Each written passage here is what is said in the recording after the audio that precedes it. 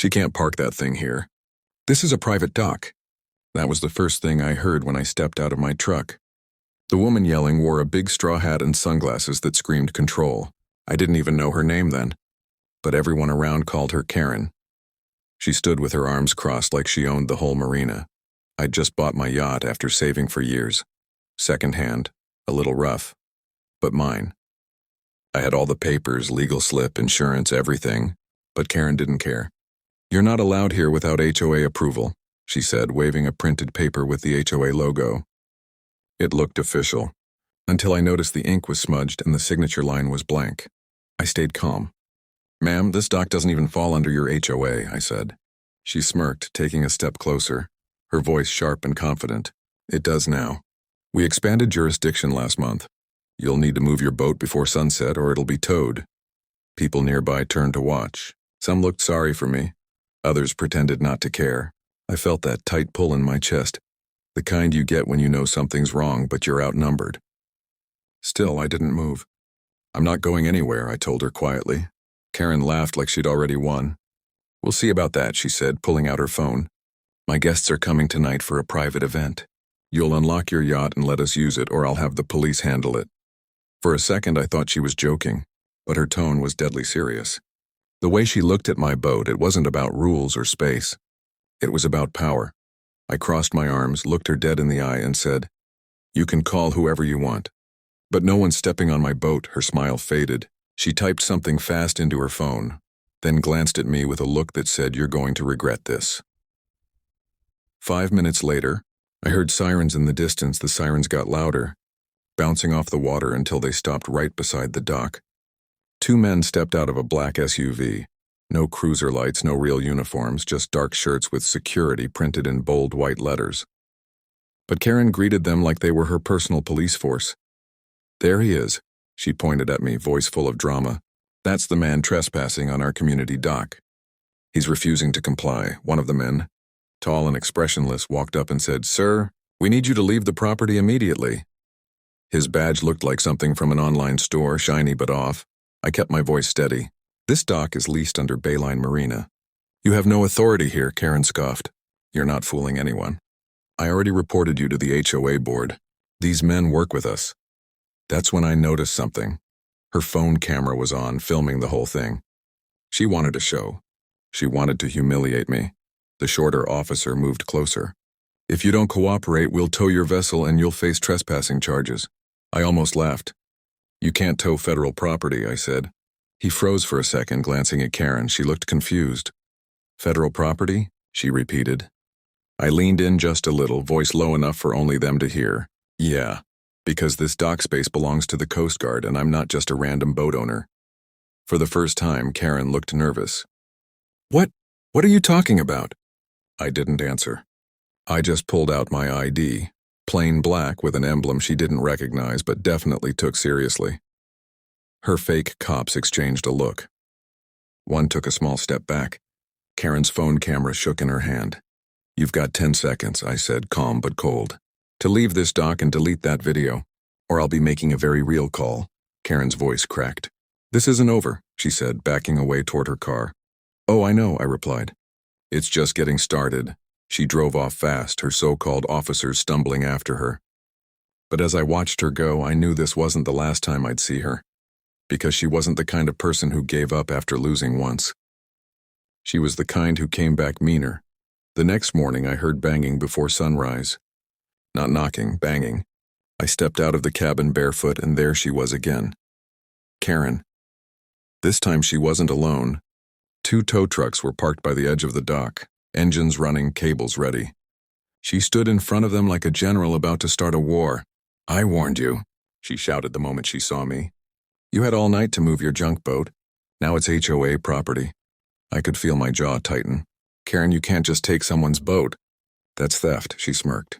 "Oh, it's already approved by the board. You were illegally docked here." She lifted a clipboard like it was a royal decree. "And since you refused to cooperate yesterday, you forfeited your rights." I walked closer, careful but firm. "You forged HOA documents yesterday. I checked with the marina office. They've never heard of you or your board." Her fake confidence flickered. "You think you're smarter than me?" she said, stepping closer. You'll be out of here today. I've got proof you're not even a resident. That's when she waved a printed picture of me, standing on my own yacht, circled in red marker like a wanted poster. Unauthorized occupant, it said underneath. Where did you get that? I asked, though I already knew. She'd filmed me. She'd posted about me somewhere. Her smile widened. Oh, it's online now. The whole neighborhood knows about your little stunt. Should have just unlocked your yacht for my guests.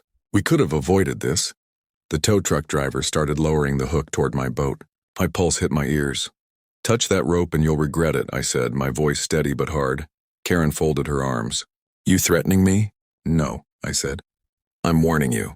You're tampering with federal property. That's a felony. She laughed loud and sharp. Nice try. You're just some washed-up fisherman pretending to be someone important. I took a deep breath, pulled my phone from my pocket, and dialed a number I hadn't called in years. When the line picked up, I said only 5 words. Commander, we have a problem. Karen's smirk faded instantly as I turned the phone toward her and hit speaker. A calm voice came through. Identify the trespassers and secure the area. Coast Guard unit en route. Her face went pale. The tow truck drivers froze, and for the first time, Karen didn't say a word. Within 15 minutes, the sound of engines echoed across the marina. 3 Coast Guard vehicles pulled in, lights flashing, not like Karen's fake security, but the real thing. Officers in uniform stepped out, calm, professional, and very, very serious. Karen tried to keep her smile on, but her hands were shaking. Finally, she said too loudly, you're here to remove him. He's the one causing trouble. He's been trespassing on our HOA dock. One of the officers looked at me, then back at her. Ma'am, this dock falls under Coast Guard jurisdiction. Who exactly are you claiming to represent? Karen held up her fake clipboard again like it was proof. I'm the HOA president for this area. We expanded our coverage last month. He's refusing to comply with our regulations. The officer took the clipboard, flipped through it, then handed it to me. You ever seen anything like this? He asked. I glanced at it once and almost laughed. The official stamp was just a low-quality printout of an eagle logo from a Google image. She printed this herself, I said, keeping my voice even. Yesterday she called fake cops to threaten me. Today she brought tow trucks. She's been trespassing since the moment she stepped on this dock. Karen's face turned red. That's a lie. He said this was federal property. That's why I called you. The lead officer tilted his head slightly. Ma'am, he wasn't lying. Her mouth opened, but no sound came out. The officer continued. This dock is under federal lease. This vessel, he nodded at my yacht, is registered as part of our maritime training division, which means by law you've interfered with a government operation. She blinked fast, trying to recover. Wait, this is a mistake. I didn't know. I was told by who? I asked quietly. She hesitated, then pointed at one of the tow truck drivers. Them. They said he didn't belong here. The driver looked horrified. Ma'am, you hired us. You said it was your property.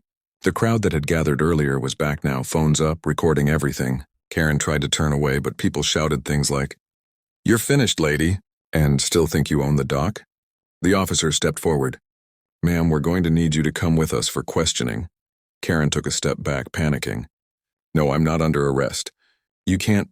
Actually, the officer interrupted. You are. For trespassing, falsifying documents, and impersonating a government official. She froze completely as they read her rights. Her sunglasses slipped down her nose, and for the first time she looked small, powerless. But just as they led her away, she turned to me, eyes full of hate. This isn't over, she hissed. You'll regret humiliating me. I didn't respond.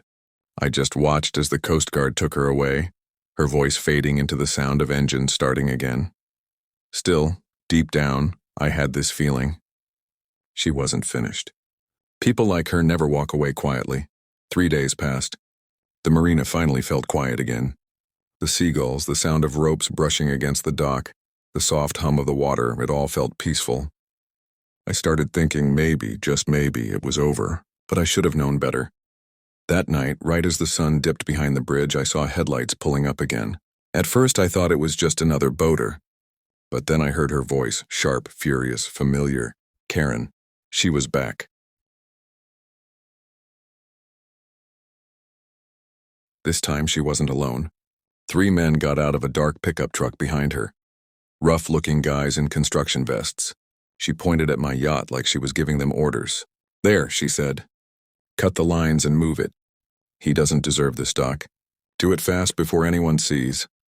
I stood up from the deck, heart pounding. "Karen, step away from my boat!" She jumped, startled that I was still there. "Oh, look who decided to show up," she said, smiling coldly. "Thought the Coast Guard saved you? Let's see if they do it twice." One of the men started untying the rope from the cleat. I moved fast, pulling my phone out and hitting record. "You're on camera. Every one of you." Karen crossed her arms. "You think I care? This video means nothing. No one's going to believe a man like you over me." Her words stung in that quiet, cutting way. But I didn't respond, I just kept filming. "You're committing a federal offense again," I said evenly. "You already got arrested once. You really want to try for twice?" She laughed. "You think I didn't check?" They dropped the charges. Said it was a misunderstanding. That stopped me cold. "What?" "Oh yeah," she said, grinning wider. "Turns out my brother's on the county board. He made a few calls. You're not the only one with connections." I felt the anger rise in my chest, but I stayed still. The men hesitated now, unsure. She noticed and barked, "Keep going." But they didn't. Because at that exact moment the security light above the dock flickered, and then a loud click came from my boat. A camera lens rotated, locking onto them. Karen frowned. "What is that?" "Evidence," I said. "High definition, motion triggered and live streaming straight to the Coast Guard system." Her expression changed instantly, confidence melting into panic. "You're bluffing, am I?" I asked. The phone in my hand buzzed once. A message flashed on the screen. "Unit on standby. Confirm illegal activity." I turned the screen toward her. "You just confirmed it for me." Karen spun around to her men. "Get in the truck." Now, they ran. Tires screeched as the pickup peeled away, leaving her standing there, shaking, caught between rage and fear. I didn't say a word. I just stared as her car lights disappeared into the night. Something told me she wasn't done losing. She was just about to start falling apart. The next morning, my phone wouldn't stop buzzing. At first, I thought it was more security alerts, but when I checked, it was messages. Dozens of them. Someone had uploaded a video to Reddit. The title read, "HOA Karen loses it on a federal dock, gets exposed in real time." I tapped play. It was my own security footage and the whole confrontation from last night, clear as day. Karen yelling, her men untying ropes, her shouting about her connections. Every second of it recorded from multiple angles. I hadn't posted it, which meant someone in the marina must have caught it too. Within hours, the clip went viral. Comments poured in from everywhere. She really said my guests like she owned the ocean. Dude stayed calm while she self-destructed. Absolute legend. Fake HOA president caught again. Someone check this lady's credentials. By noon, news vans had pulled up at the marina. I stayed inside my cabin watching reporters swarm the dock. Across the lot, Karen stood near her car, hair tied tight, sunglasses on, phone glued to her ear. Her face was pale but furious. I heard one reporter shout, "Karen, is it true you impersonated law enforcement?" Another asked, "Did you really create a fake HOA to control private docks?" She didn't answer. She just shoved through them, yelling something about defamation and lawyers. But when she turned, I saw it. The look in her eyes. She wasn't angry anymore. She was scared. That's when I noticed two men in suits standing by a black sedan near the edge of the parking lot. Federal agents. They weren't looking at me. They were looking straight at her. A few minutes later, they approached her calmly, showed their badges, and said something I couldn't hear. Karen tried to argue, waving her arms, then froze as they handed her a folder. She opened it, read the first page, and all the fight drained from her. The agents escorted her into the sedan while the cameras kept rolling. It was silent except for the sound of shutters clicking. For the first time since this all started, I took a deep breath and smiled. Online, the story had a title that made me laugh out loud. HOA Karen tried to seize a yacht. Turns out, she messed with the Coast Guard. But deep down, I knew this wasn't just about me. It was about every person who's ever been pushed around by someone who thought rules only applied to others. And for Karen, it was about to get worse. By the next week, Karen's name was everywhere. Local news, Reddit threads, even morning talk shows were dissecting her HOA empire. Turns out she wasn't just tormenting me. She'd been running the same scam across multiple neighborhoods. fake boards made up rules, and phony fees mailed to homeowners who were too afraid to question her. One channel aired a clip of an old man nearly in tears saying she'd fined him $500 for having a non-approved mailbox. Another woman said Karen threatened to evict her over wind chimes. Every story was the same pattern: intimidation, fake documents, and a smile that hid something rotten. I watched it all from the deck of my yacht, coffee in hand, feeling that strange mix of anger and relief. Then the reporter said something that made me freeze. Investigators now believe the fake HOA network was tied to a private real estate firm run by Karen's brother. They allegedly bought foreclosed properties through the fake violations she created. So that was it. It wasn't just power. It was profit. She had been scamming people to take their homes. That night, the marina lights flickered again, and for a second I thought she'd come back. But instead, a black SUV pulled up quietly. A woman in a dark blazer stepped out and flashed an ID. Federal investigator. She approached me and said, "You're the one who reported the forged documents, right?" "Yeah," I said. "Did you catch her?" She nodded slowly. "She's facing multiple charges: wire fraud, impersonation, extortion. But there's one thing you should know.